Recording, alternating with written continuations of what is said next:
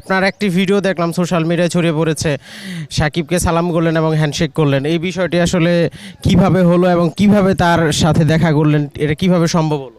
আমি সাকিব ভাইয়ের তো ছোটোবেলা থেকেই অনেক ভক্ত। সাকিব ভাইকে আমি মনে প্রাণে অনেক ভালোবাসি।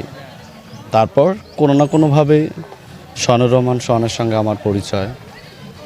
সে আমাকে ছোট ভাই ছেলের মতো আদর স্নেহ করতো।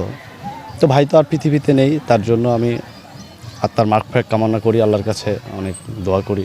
তো সেদিন প্রোগ্রামে শোয়ান ভাইয়ের পরিচয়ে আমি তার পাঁচ ছুঁয়ে সালাম করার ওই সৌভাগ্যটুকু পাইছি। তো আমি এই জন্য শোয়ান ভাইয়ের কথা এখনও বলি যে আমার বাবা সমতুল্য, আমি ধন্য। তো সাকিব ভাইয়ের কাছে পৌঁছাটা এটা খুব স্বপ্ন, এটা সাধনা। অনেক সাকিবিয়ান আছে, আমি মনে করি আমি তাকে সালাম করা মানে হাজারো সাকিবিয়ান তাকে সালাম করছে, হাজারো সাকিবিয়ানের ভালোবাসা সাকিব ভাইয়ের সঙ্গে জড়িয়ে আছে। সাকিব ভাইকে আমি মনে প্রাণে দোয়া করি অলওয়েজ, সাকিব ভাই যেন সুস্থ থাকে, ভালো থাকে, আগামীতে আরও ভালো ভালো কিছু উপহার দিতে পারে, আমার এটুকুই প্রত্যাশা। আচ্ছা, ওই মুহূর্তটা আসলে কেমন ছিল, যে মুহূর্তটা আসলে ঘটনাটা ঘটলো?